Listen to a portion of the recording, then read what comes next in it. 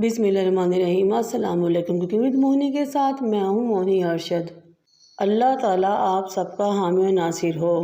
वैसे तो बाज़ार में हर तरह की महंगी से महंगी और सस्ती से सस्ती आइसक्रीम मिल जाती है, लेकिन वो इतनी मज़ा टेस्टी नहीं होती जो कि आपके अपने हाथ की घर की बनाई हुई आइसक्रीम होती है। आज मैं आपको घर में मौजूद चंद चीज़ों से बहुत ही मज़ा कुल्फ़ा आइसक्रीम, रबड़ी आइसक्रीम या फिर कुल्फ़ी वाली आइसक्रीम या आप उसे फ़लूदा वाली आइसक्रीम भी कह सकते हैं बनाना सिखाऊंगी। चलिए स्टार्ट करते हैं। एक बर्तन लें, उसको चूल्हे पर रखें और नीचे फ्लेम बिल्कुल दम वाली कर दें। 1 कप चीनी डालें और मुसलसल हिलाते रहें।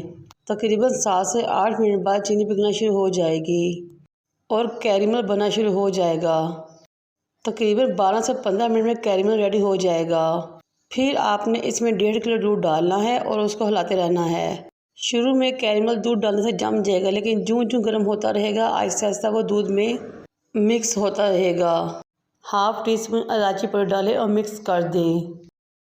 फिर 2 टीस्पून आपने कॉर्नफ्लोर लेना है, उसको पानी में मिक्स करना है, वो भी इसमें शामिल कर देना है और चम्मच को आपने मुसलसल हिलाते रहना है। इस स्टेज पे आपने फ्लेम मीडियम टू लो कर देनी है। कॉर्नफ्लोर डालने के बाद तकरीबन हमें 10 मिनट तक दूध को पकाना है। फिर आपने 2 ब्रेड के स्लाइस लेने हैं, उनके ब्रेड क्रम्स रेडी कर लेने हैं और वो भी इसमें शामिल कर लेने हैं और उनको भी आपने मिक्स करके पकाते रहना है यहाँ तक कि हमारा बहुत ज़बरदस्त गाढ़ा सा मिक्सचर रेडी हो जाए। मेरे पास फ़लूदा आइसक्रीम या रबड़ी आइसक्रीम का एसेंस मौजूद था, जो मैंने इसमें 2 ड्रॉप्स डाल दिए। एसेंस के 2 ड्रॉप डालने से हमारे आइसक्रीम की खुशबू और टेस्ट बढ़ जाएगा और बिल्कुल बाजार जैसी आइसक्रीम का टेस्ट, खुशबू और जायका आएगा। अब हमने मुसलसल चम्मच हिलाते हुए दूध को आधे घंटे के लिए पकाना है, यहाँ तक कि वह बहुत गाढ़ा मज़ा सा मिक्सचर की शक्ल इख्तियार कर ले। मेरी आप सबसे रिक्वेस्ट है कि अगर आपको मेरी वीडियो इस पे अच्छी लग रही हो तो मेरे चैनल को लाइक करें, शेयर करें, सब्सक्राइब करें और बेल आइकन को टच करें ताकि मेरी तमाम वीडियोस आप तक पहुँच सकें। आइसक्रीम का मज़ा सा मिक्सचर रेडी हो चुका है। इसको फ्रिज में रख के 4 से 5 घंटे के लिए ठंडा करेंगे। मैंने 4 घंटे बाद इसको फ्रिज से निकाला। ये देखिए माशाल्लाह बहुत ही गाढ़ा और बहुत ही खूबसूरत लग रहा है। अब मैं इसको बीटर की मदद से बीट करूँगी। अक्सर आप लोगों की आइसक्रीम में आइस क्रिस्टल बन जाते हैं, लेकिन जितना आप आइस को बीट करेंगे चाहे हाथ की मदद से या किसी मशीन की मदद से, उतनी ही मज़ेदार और बगैर आइस क्रिस्टल के आपकी आइसक्रीम रेडी होगी। अब मेरे पास 1 कप व्हिपिंग क्रीम थी जो कि मैंने इसमें शामिल कर दी। क्रीम ज़रा ठंडी थी, इसलिए पहले मैंने इसको चम्मच की मदद से मिक्स किया, फिर मैं इसको बीटर की मदद से अच्छे तरीके से मिक्स कर दूँगी।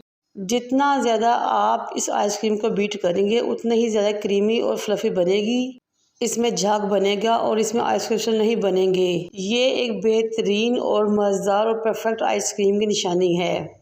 मैंने क्रीम डालने से पहले, क्रीम डालने के बाद तकरीबन 8 मिनट तक अच्छे तरीके से आइसक्रीम को बीट किया। ये देखिए बहुत क्रीमी टेक्सचर वाली हमारी आइसक्रीम रेडी हुई है। अब मैं इसमें किशमिश डालूंगी और मिक्स कर दूंगी। फिर एक बाउल लेंगे, उसके नीचे बादाम डाल देंगे या कोई भी ड्राई फ्रूट जो आप खाना पसंद करें। जब बॉल बाहर जाए तो दोनों हाथों की मदद से बॉल को टैप करें 2 से 3 मरतबा, ताकि इसके अंदर से एक्स्ट्रा एयर बबल्स निकल जाएं।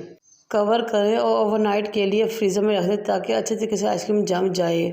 ओवरनाइट आइसक्रीम को फ्रिज में रखने के बाद अगले दिन जब मैंने निकाला तो ये देखें माशाल्लाह बहुत ही creamy, fluffy, no ice crystal ice cream ready थी। ये देखिए आपको अंदाज़ा हो रहा होगा कि इसको काटने में कोई मसला पेश नहीं आ रहा, ना ही इसमें कोई बर्फ़ जमी हुई है और बहुत ही टेस्टी क्रीमी सी आइसक्रीम रेडी हो चुकी है। इसमें आइस क्रिस्टल बिल्कुल भी नहीं थे और ना ही इसके अंदर बर्फ़ थी। बहुत ही टेस्टी, क्रीमी और फ्लफ़ी और फ्रॉथी सी आइसक्रीम रेडी हुई थी। अगर आप मेरी तमाम टिप्स और ट्रिक्स को फॉलो करोगे तो यकीन करें बाजार जैसी आइसक्रीम रेडी हो जाएगी। मुझे और मेरे वालिदैन को दुआ में याद रखें। अल्लाह हाफिज़।